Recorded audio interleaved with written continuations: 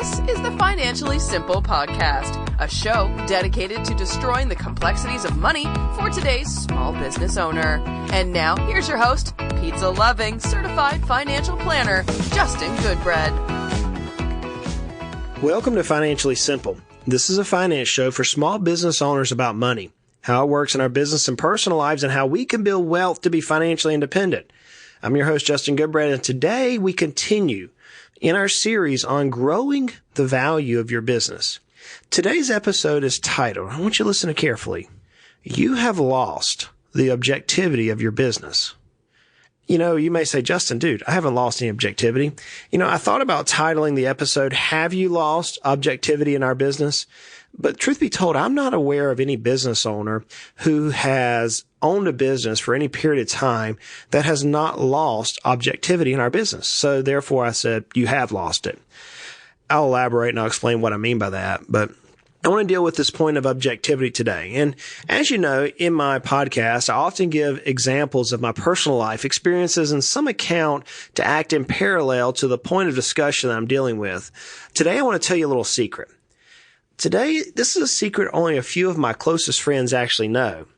And it's a point which I hate about myself, but it's one that I've grown to embrace through many times of embarrassment. And when I notice this is about to happen, I laugh or I try to deflect. And many times I just try to avoid the interpersonal conflict that comes from this particular secret. So do you want to know my secret? I cannot spell. Yeah, I cannot spell the English language. My spelling is so bad that oftentimes I don't even know the words I'm spelling is even misspelled. Sure, I use spell check and I use softwares which scrub my spelling. But if someone were to read my typing in real time or my writing, if I write legibly enough for someone to read them, they would view me as the worst speller in the history of the world. I really cannot spell. But occasionally I have moments where I can use my poor spelling in a fun setting. Let me give you an example. If you visited my blog, financiallysimple.com, or read articles that I've written for Forbes or Kiplinger, you will never notice my poor spelling. And this is because I have an awesome team. There are 4 different people who scrub my writings to make sure that the spelling I put out is correct. Yet before anything goes live, I read through the text one last time just to make sure that it's technically correct or view things a little bit different from my head after the writers have twisted it and taken out my illustrations that they say they hate or added. It's just, you gotta watch these writers. Anyways, recently we've been working on a series of e-courses and books, which we're soon going to launch. I'm excited about those, and you'll hear more about them in upcoming episodes. But in reviewing the text, I noticed several words didn't look correctly spelled. Now, don't ask me how I know they look correctly. They just didn't make sense to me in my brain. So I highlighted them with my Word document, used a little yellow highlighter, and lo and behold, my college-educated writers had misspelled a few words. I can't tell you the fun I had with this because so many times people pick on my spelling. But yes, even the college-educated writers misspelled some words, and it happens to the best of them, I hear. It happens to me every moment. But when I brought this to their attention, this particular writer, she said, Justin, I've looked at this so long that the words are literally running together. And I said, you mean you've lost your objectivity? And she goes, you got that right.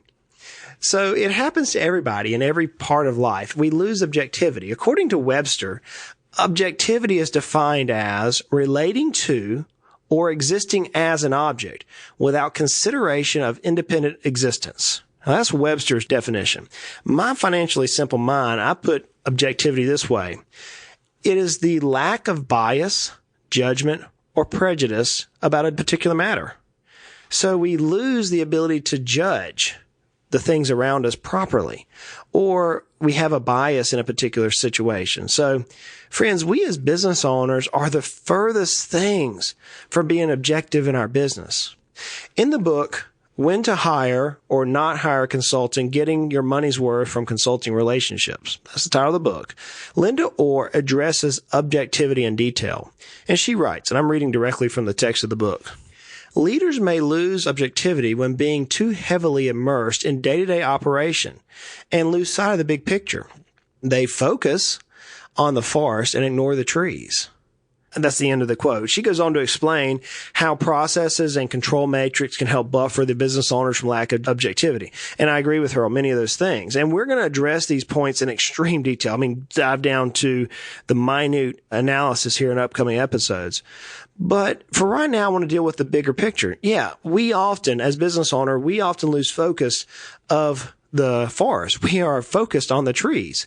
And sometimes, if you're like me, we're not only focused on the tree, we're focused on the tree bark or the leaf, or in some of our cases, sometimes we're focused on that little ant walking up the tree with a morsel of food. Forget the tree itself. So I raise these self-assessing questions. Some questions which I think of that helps me look at, have I lost objectivity? And to realize that I have, in fact, lost objectivity. The first question is, have we ever overreacted at a situation at work? Well, yeah. Who hasn't? When someone points out a potential weakness in your business, do we become defensive and try to explain away the risk? Yeah, that's a telltale sign of loss of objectivity. Someone will point out, hey, have you considered this? Well, yeah, I consider that, and here's why I didn't, and and we go through all the rigmarole, and ultimately we're just trying to defend the reason why we haven't or have done something. Or worse, maybe you've had this happen. Have you ever had a competitor or market changes or regulations affect your business in a dramatic way and you've uttered the words, I should have seen that coming? Oh, yes. Yes. I don't think there's any business owner alive who've lived in business greater than a couple of years who said, man, I wish I would have done this differently, or man, I should have seen that coming. Your answer may be no to these questions, but you and I can easily recognize that there are points of vulnerability because of our lack of objectivity. See, we're so invested in our companies that our companies often feel like another child, or maybe even a marriage. We get wrapped up in the day-to-day so much that we lose objectivity in the possibilities of our companies. So I'm going to make a statement, and this is a bold statement, and I'm going to tell it to you twice. And I want you to think about it before I expound any more. So the statement is, if I told you that most private companies could double their value in 5 years or triple their value in as little as 10 years, what would your reaction be? So let me say that statement one more time. If I told you that most private companies could double their value in 5 years or triple their value in as little as 10 years, what would your reaction be? You may say, dude, Justin, there is no way. That's not happening. Dude, you just fell off your rocker, bro. It ain't happening. And if that's your answer, I would say, dude, you're right and you're wrong. If you don't think it will happen, it never will. So in the sense that you said is there's no way, then you're right. It will never happen. However, you would also be drastically wrong. In the blog, exits.com, and I'll put a link to this in the show notes, the authors show mathematically how a company can add extreme value in a short period of time. And they go through a lot of the very high-level things that we're going to talk in much detail on. They don't hit everything, but they deal with the way that valuators or people who give you an appraisal on your company, some of the things they look at, not all of them. I was doing an appraisal with an expert, and there were 256 points of methods that this particular appraisal used to value the company. So this article only gives like 6, but it's the same premise. So in this article, there's actually a chart, and we're going to use this on the actual blog post to show the chart of this particular company. And it shows that basically a company that has profits of $1 million, and it goes through the appraisal process, and this company is really not growing. It's kind of stagnant. They don't have any of the key indicators that we're going to deal with later on. They're not dealing with the 8 core fundamentals of business. So this is just a very basic mom and pop company that's kind of stagnant. And this company is appraised at roughly $3.9 million. But then just with a couple of small tweaks, just a couple of small tweaks in the present day, this company quickly moves from a $3 million company to a $9.1 million company. So in effect, it's doubled in a 10-year period, almost tripled in a 10-year period. Now, to move a company from a value today to a value of 2 or 3 times greater in a short period of time takes a ton of work. It's not for the faint of heart. But my point is it can be accomplished. So I provide you this mathematical example as to pique your interest as to the opportunity you have as a business owner, friends. You can dramatically increase the value of your company. You can. And that's what we're going to be dealing with throughout this particular series. But in the first couple of episodes of the series, I'm trying to lay a foundation on some things that will prevent you from reaching your maximum value. And the very fact that we have to overcome our lack of objectivity is perhaps the first challenge we have to deal with in our company. You are listening to Financially Simple, destroying the complexities of money for today's small business owner. As you know, I grew up in a small town in South Georgia. And in my town, we have paper mills. There's lots of pine trees down there, and the paper mills turn these pine trees into all sorts of things. They use paper for sheetrocks. They toilet paper. There's even this other company that takes the tar, the resin, and make chemicals out of that. So there's paper mills and chemical mills. And oh, by the way, those paper mills, they stink. If you've ever been around them, they stink really bad. And the chemical mills, oh my goodness, we had this little soccer field growing up. I believe it's still there across from a company called Hercules. I think it's changed the name since then. But man, that wind would blow a certain time and you would be swept out from the stank of that particular chemical. We also had salt marshes, and salt marshes is basically a bunch of dead and rotting decay. And the water pushes it up, and then the grass grows, and then the salt leaves with the tides. And it just smells bad sometimes. Sometimes it smells good, but sometimes it's like, oh, that stinks. We also have this water that's high in sulfur. And some people call it egg water or rotten egg water. I mean, it just stinks. And so you have this concoction of smells. Well, while I grew up in this town, occasionally, I would smell maybe like the chemical plant, but I would forget the smell of water. In fact, it tasted good to me. In fact, it still does, because I grew up and my wife can't stand it, but I like it. Today, when I drive home, now I've lived in Knoxville, Tennessee, or the East Tennessee Mountains. We actually live west of Tennessee. I've lived here for 17 years, been a while. And we have this beautiful East Tennessee mountains. I mean, they're gorgeous. They call it the Smoky Mountains because every morning I can walk outside and I can see mist just riding on the mountains. It looks like smoke. It's really cool. If you've never been to this part of the country or this part of the world, you got to drive here. It's really cool. And hey, if you're here, look me up. Do a shout out. Come by. Let's get a photo. Share it out in the social media world. Anyways, whenever I drive home to South Georgia, I leave this pristine mountain air. I drive through smelly Atlanta. And as I'm approaching South Georgia, my hometown that I grew up as a child, about 40 miles away, I can start to smell my hometown. I can smell the chemical plants. I can start smelling the water, and I can start smelling the salt marshes.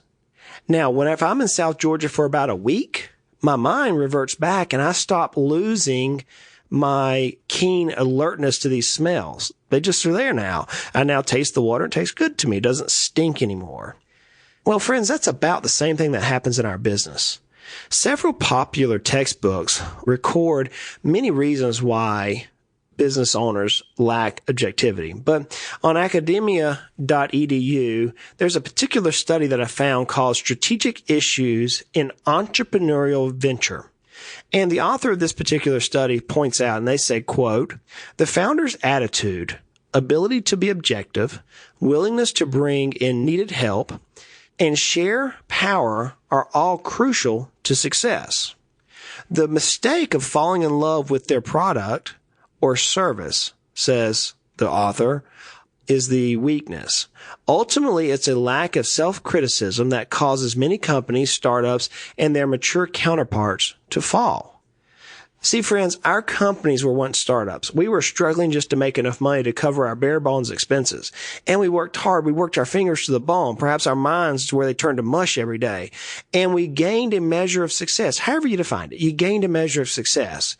But as we get busy in our companies, we often lack the focus to increase the value of our companies. Perhaps we don't know how. Perhaps we never even thought about what value is. Maybe we're not even thought about, hey, we're building something we can sell. Perhaps we desire growth, but we don't know how to describe it.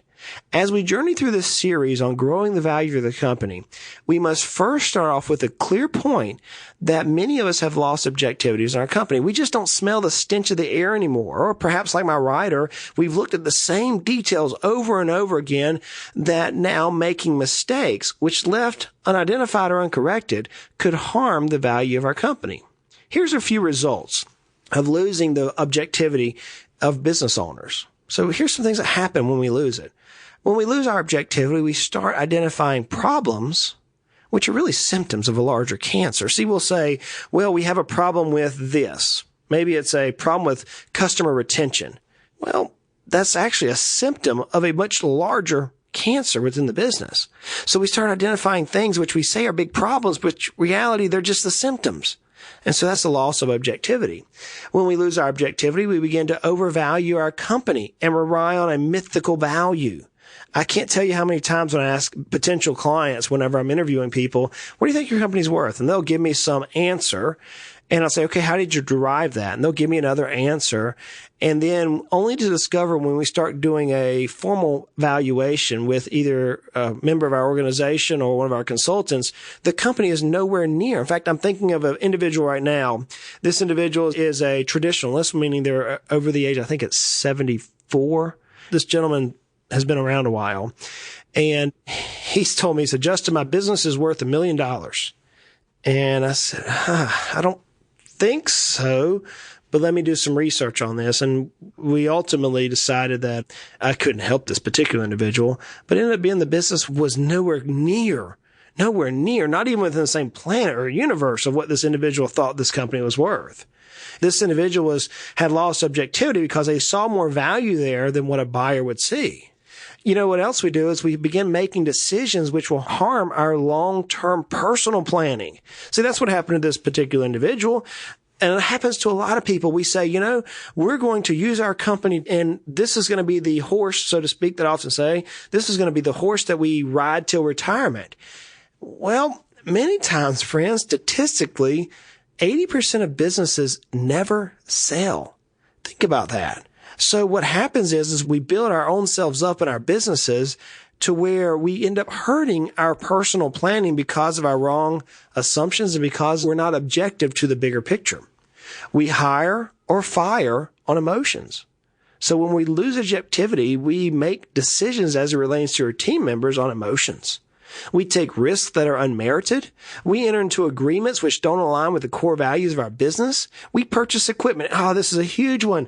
Oh, dentists, optometrists, entrepreneurial doctors. Most of the time, their personality type is that of a C underneath the DISC model, DISC. So they're very, very analytical many times. They're very meticulous is the word I want to use. And they'll go out and purchase a piece of equipment as a desire with cash, which should be deployed to other areas of the business. And then they wonder why the business is not growing, or they wonder why the profitability wanes and they don't make as much money, or they wonder why whenever they reach time to actually dispose of the business, the value is not to the same level as what they perceive. So because of a lack of objectivity, they are purchasing equipment as a desire versus looking at it objectively on what they could accomplish with said money. Another one, and this will be the last one, I mean, you can go on and on and on of reasons for objectivity, is, you know, another one I see is we don't analyze the key areas of our business. We focus on profit. We focus on what is our bottom line dollar. What are we actually taking home? I was just having a discussion in our office as we're working on a section of our book called Profitability.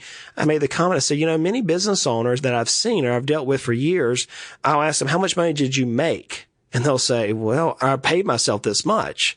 And that's not making money. That's not profitability. So the objectivity in their business has caused them to lose assessments in key areas. So as we go through this series on growing the value of your company, please be mindful of the defenses that every one of us, I do this, every person does, as we use our defenses to defend our actions. And ultimately, we're defending it on our lack of objectivity. We're not looking at things as an investor would. We're not looking at things as a banker would. We're not looking at the business as a consultant might or as a board of advisors might. We are so dialed in on our company that we're looking at the trees. We're looking at that ant running up the side. Like my writer said, the words all run together. As we progress, we are going to begin to deal with ways to increase your objectivity. We're going to lay some foundations on how to become objective in your business. But today's not the time. We don't have the time, the energy, and we have a lot more foundation to lay first. But I want to leave you with this quote today. And it's a quote I've heard some years back, and it's forever impacted my life. And the quote goes, in order to change the future, in order to affect the future, change the future, you must first disrupt the present. See, what we're getting at is if we continue to do the same thing over and over and over again, as Albert Einstein's definition of insanity, and I think I read on Snopes that he actually might not have said that, so let me know if you see that. But anyways, as the definition of insanity is doing the same thing over and over again and expecting different results, in order to increase the value of our business in the future, we're going to have to make some changes today. And friends, the hardest thing, this is why I hit this one number one right off the bat, is you and I as owners have bias. We view our companies as more than what they really are. And in order to change the future, we must first disrupt the present. And with that, as always, I'd like to thank you for joining me on the Financially Simple podcast. Hey, I'm going to put a lot of links through this series on the blog Financially Simple under the heading podcast. And while you're on the blog, feel free to sign up for our weekly newsletter. Every week, my best writing is there. I release tax tips, business planning tips, wealth management tips, and so much more. Hey, and just as a sidebar, we're actually shooting a video of this entire series, and these are going to be published on YouTube. So you can see me on the camera as I record these live. And yes, my nose is itching today, so I've been scrubbing my nose a little bit. But nonetheless, you can check us out on YouTube. You know, if you like the show, please subscribe, share the podcast with other business owners. And like I say every week, life is hard, life is good, and life can be frustrating. Money doesn't have to be. Let's continue to make our lives at least financially simple. Hey, y'all go out and create a great day. You have been listening to the Financially Simple podcast. The information in this show is for informational purposes only. This show is not investment advice. Instead, seek help from a competent financial advisor. Justin Goodbread, CFP, is an investment advisor representative of Heritage Investors, a registered investment advisor.